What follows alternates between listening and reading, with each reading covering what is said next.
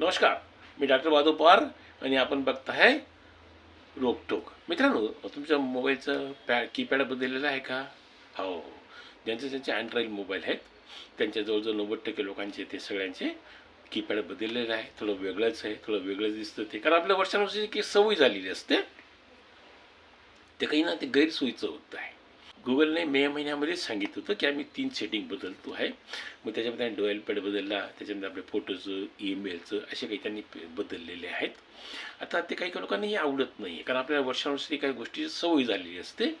तर त्याच्यात काही एवढं अवघड नाही ते बदलणं. त्याच्यामध्ये पहिले आपल्याला जायचं आहे सेटिंगमध्ये जायचं मोबाईलच्या. मग तुम्ही तिथून तुम्हाला सेटिंगवर तुम्हाला आपले ॲप असतात ना, ऑल ॲप्स, त्या ऑल ॲप्सवर टच करा तुम्ही. तिथून तुम्हाला आपले जे ॲपसुद्धा ते फोन ॲप आहे, फोन ॲप, त्याच्यावर तुम्ही क्लिक केलं तर तुम्हाला वरच्या कोपऱ्यात 3 टिंब दिसतील. त्या टिंबवर तुम्ही क्लिक केली की ते अनइन्स्टॉल ॲप म्हणेल तुम्हाला. त्याच्यावर तुम्ही बोट ठेवला तर तुमचं ही आपलं जुनं पॅड येऊन जाईल. पण त्याच्याने एक तोटा सुद्धा आहे, म्हणजे जे गुगलने आपल्याला काय आता नवीन जे सुधारणा दिलेले अपडेट केल्यामुळे त्यासुद्धा निघून जाण्याचा धोका आहे. म्हणून मी तसं काही केलं नाही आहे, फक्त ज्यांना पाहिजे त्यांच्यासाठी सांगितलेलं आहे. धन्यवाद. व्हिडिओ आवडला शेअर करा, सबस्क्राईब करायला विसरू नका. धन्यवाद.